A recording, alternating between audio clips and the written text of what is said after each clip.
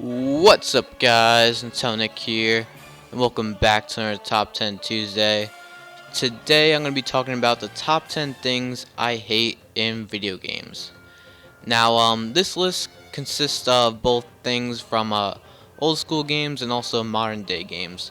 So, some of the things that I'll be mentioning in this list are things that may have been fixed in the modern day games, but I've played a bunch of old school games, so I decided to put some of the things that I hate in those games in this list.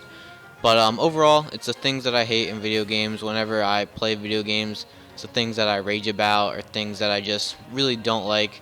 And yeah, so they're mainly I guess game design things, but there are some things on this list that I just don't like in general in games. And yeah, this is where I'm going to talk about them. So I'm Nick, and this is the top 10 things I hate in video games. At number 10, we have unskippable cutscenes / unskippable dialogue. Now, most of the time, you want to read dialogue because it can be important in a game to understand the story and also for cutscenes.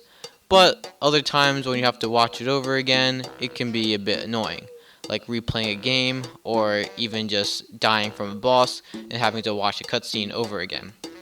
Other times, you actually are kind of forced to listen to dialogue again and over again. A prime example of this is in the Animal Crossing series, where even if you don't reset your game, you still have to meet up with Isabelle, or you have to talk with whoever the mayor is, and it's a dialogue that you have to listen to every time you boot up the game. But not only that, when you reset the game, you have to talk to Mr. Rossetti. And now Mr. Rossetti is quite a talker, and he's really annoying.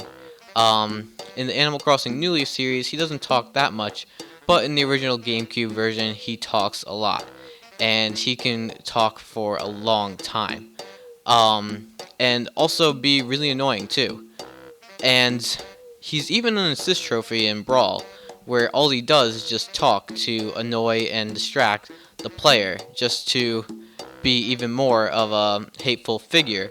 And all he does is just talk, and you can't skip over it, and the dialogue is pretty slow, to be honest, too. And it's not even that interesting, to be honest.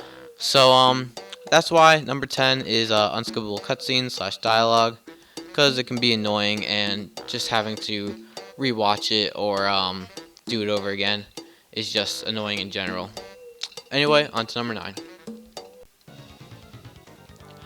At number 9, we have boss fights with no health bars.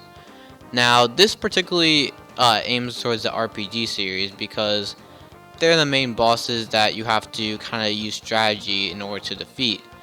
And most of the time, they don't have a health bar, and either you have to have a special item to reveal their health bar that takes up an accessory spot, or you have to waste a turn and scan the enemy in order to see how much HP it has.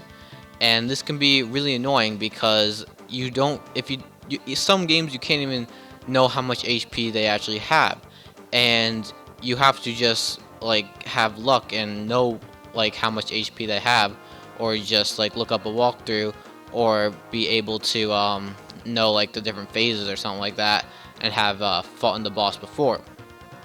But in that case, you don't know when to either waste a turn to heal or go all out and use your attacks to defeat the enemy, because you don't know if the enemy has 15 HP or could have like 1,000 HP more, and so you don't know whether to heal yourself or to go all out and attack. And that can be really annoying because for a strategy game that's an RPG, you really need to know how much HP your boss has. And a prime example of this is Chrono Trigger, where you can use a sight scope, which is an accessory, to reveal the enemy's HP, but that takes up an accessory spot, which you could use for something else, like add magic or strength or power, stuff like that, for more useful. But in the case, you don't know how much HP the boss has, and some of the bosses can go on for very long, and you kind of wonder how much longer to this boss. And you don't know whether to use some of your best items or whether to attack, because sometimes you waste some of your best items, but yet the boss might only have 100 or so HP, so that you can just attack him, but instead you waste a very valuable item, and it can be really annoying. So that's why it's at number 9. At number 8, we have tutorials. Now, tutorials can be pretty useful if it's the first game in the franchise, or if it's a game that is that completely changed genres and has a completely new gameplay scheme, or if it's a game that's on a new console with new controls. But if it's a game that's a sequel that's on the same console or handheld, it can be really annoying to go over the basics and all that stuff from step 1. And I would be fine if they just told us the new things, which there really aren't many in most cases. But instead they have to go from step 1 of everything we knew from the first and second, or as much games as there are. And it can be really annoying, because if you're playing a game franchise, you should start with the first game and know the basics of that, and that should be your tutorial level, not having to do it in the third or fourth or second game.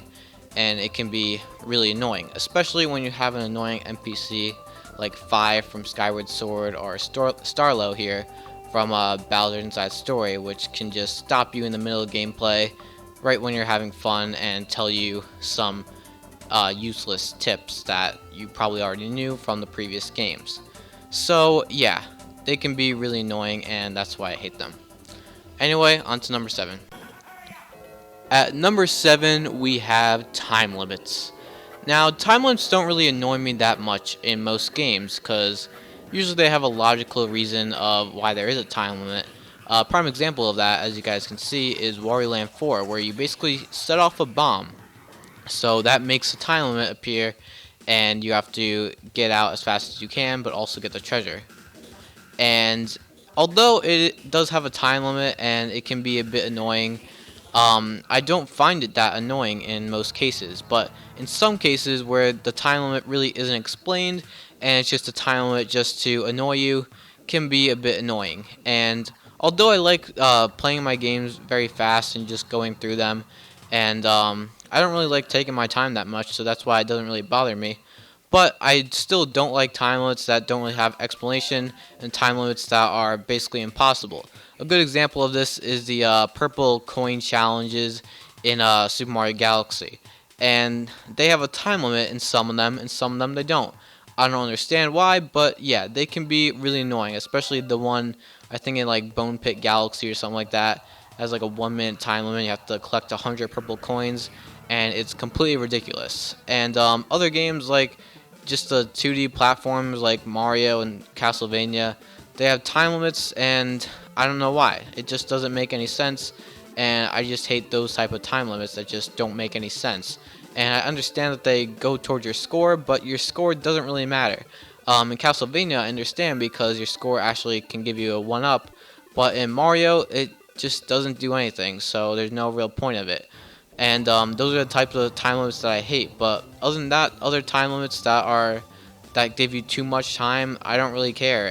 But the ones that do give you very little time, I also don't really mind that much either, because of it's just a little bit of time limit and you can just do it over very easy. But if you have to go through a drastic measure of random stuff to get to that small time limit, then it can be pretty annoying.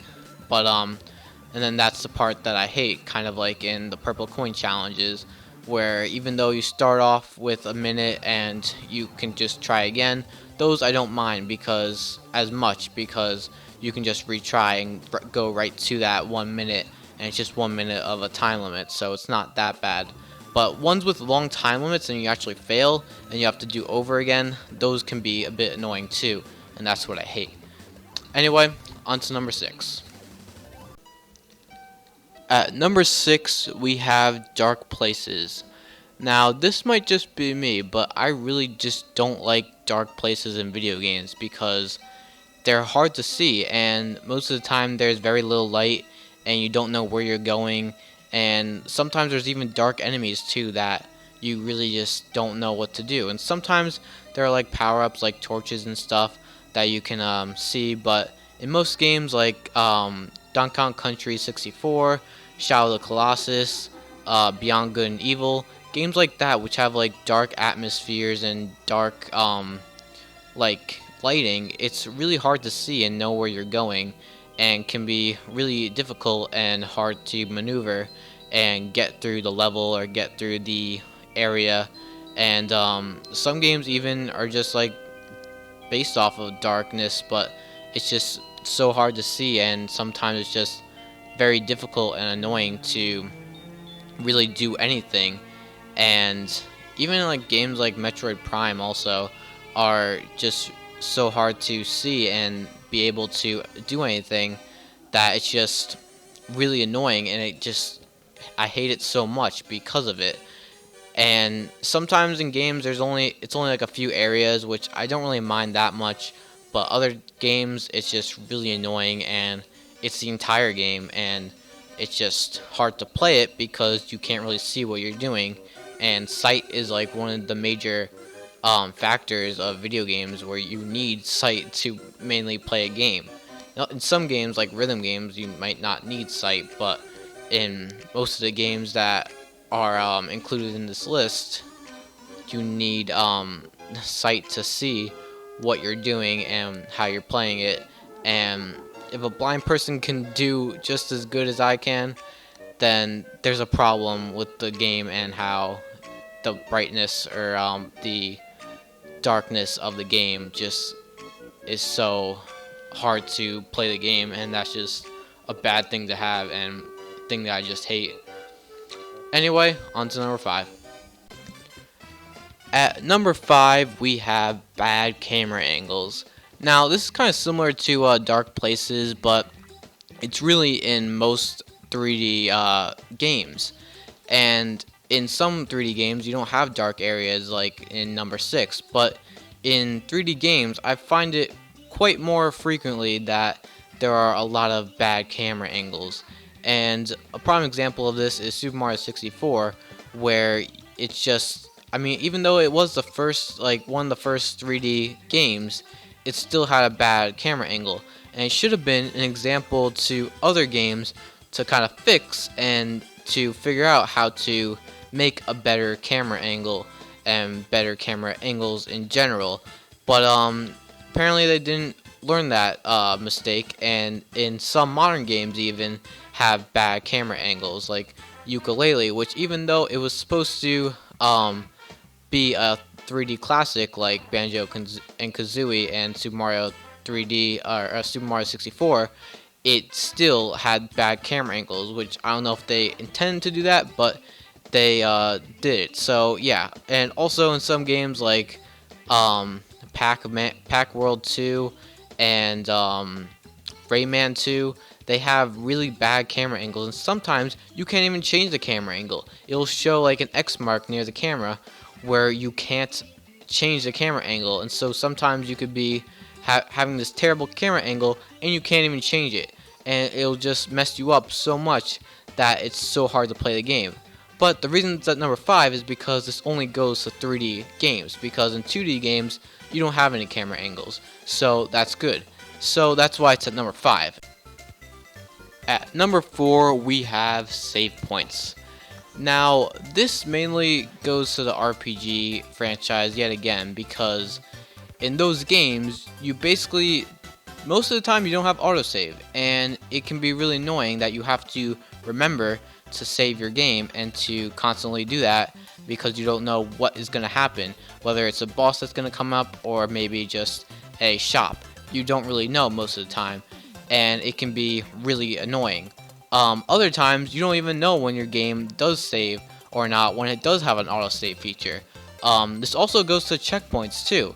There are like certain checkpoints like in the original Super Mario Brothers or in Castlevania, and you don't know where they are. You don't know if they could be a foot away or if they were a foot back, and you really don't know. Or they could be a mile away. You don't even know. And it can be just so annoying because you don't know whether to be cautious or to not.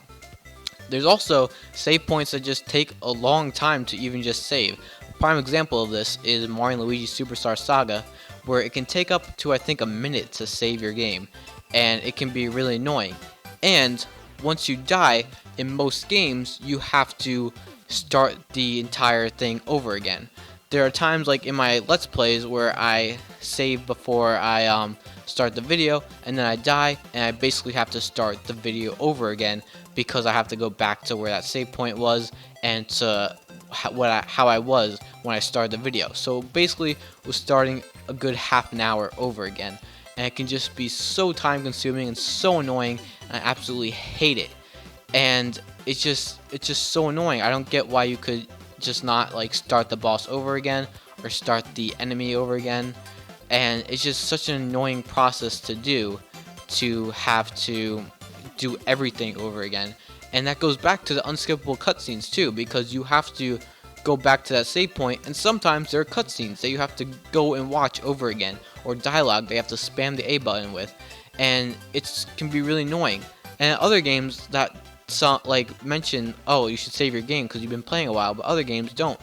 And like games like Pokemon, where you have to constantly save, can be really annoying because you can go to Elite Four and you can almost beat the game, and if you die there, you basically have to start all over.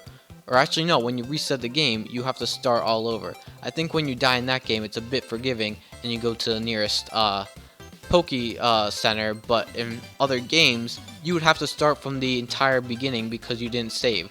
And sometimes you wouldn't save, or either you wouldn't save because maybe you were trying to speedrun the game, or you were trying to, or you didn't want to save because it took too long, like in some games, and it just can be so annoying to do everything over again.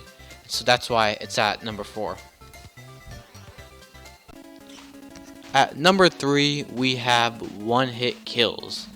Now, I absolutely hate one-hit kills in many ways. There are some one-hit kills that are completely cheap or completely luck-based, like in Pokemon, where there's critical hits that can be one-hit kills, and it's just based off of luck. There are other one-hit kills that are just completely out of nowhere and hit you, and there are one-hit kills that you don't know if they're one-hit kills or not. Like there are some places where maybe you're supposed to drop down, but you don't know if you're supposed to drop down or if it's a bottomless pit. And so they can be confusing one-hit kills. And it all goes down to like you can't recover from that. You maybe have an extra life or something, but you can't recover from the damage that you've taken because you're dead until one-hit kill. And prime examples of these are like bottomless pits, spikes, and even water. And a good example of this is Mega Man 2, where in Mega Man 2 you have this giant life bar, and most enemies don't really do that much damage to you, and you can take like maybe 15 or so hits from enemies, which is a pretty good amount. But you could die in one hit from a bottomless pit or a spike, and it could be so annoying because you have this giant health bar, and it could be full, it can be half, it can be almost empty. It doesn't matter. You're gonna die in one hit if you fall in this bottomless pit or if you get hit by a spike. And it just doesn't make any sense. And most of the time in Mega Man, you really do either die from a bottomless pit or maybe get crushed or maybe get hit by spikes. And the other times are from bosses mainly because they can be a difficult challenge. But it's just the fact that you can't recover from it, and that in Mega Man you just most of the time you die from those things other than enemies, and it's just such a ridiculous factor. At number 2, we have slow gameplay. Now this particularly goes to the open world type of games where you have this vast world and you can basically go anywhere, but in order to get so, it's very slow, and most of the time you don't have a run button, or you might have a faster ride, but you don't get it until later on. Like in Xenoblade Chronicles X, where you have these giant skulls, but you get them much later on in the game in order to get from point A to point B much faster.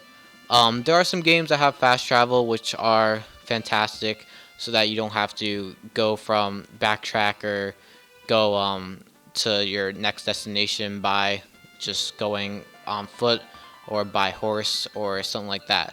But in other games, like here in Ocarina of Time, you have to go through this vast field to try and roll and get to your next destination. but it can take a very long time, and most of the time you have to travel there and backtrack and go through all these different places to finally get like Epona, where even Epona it's still kind of slow and it's pretty annoying too.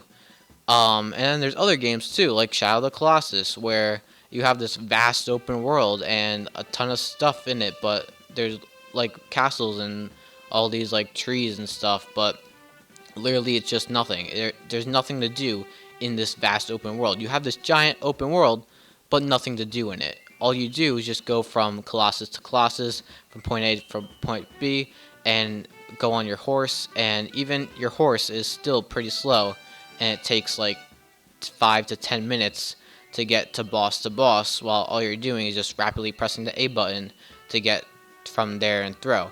And even in RPGs too, like one of my favorite RPGs is Earthbound. There's not a run button, and there's a bicycle, but you can only do that if you're singled out. Like you have to only be Nest to use the bicycle, and even the bicycle isn't really that fast. They had a run button for Mother 1, they had a run button for Mother 3, but for Earthbound, they didn't have a run button. I don't know why, but yeah, it's just an annoying process, and you have to walk from point A to point B, and it can take a long time, and also be stuck by enemies and all that stuff, and it can be just an annoying process, and I absolutely hate it.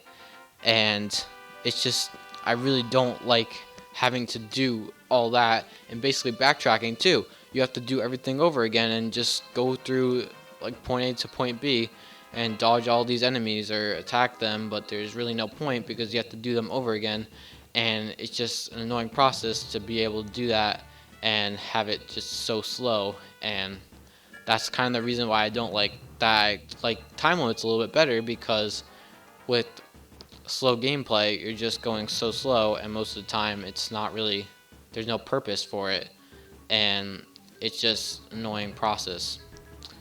Anyway, on to number 1.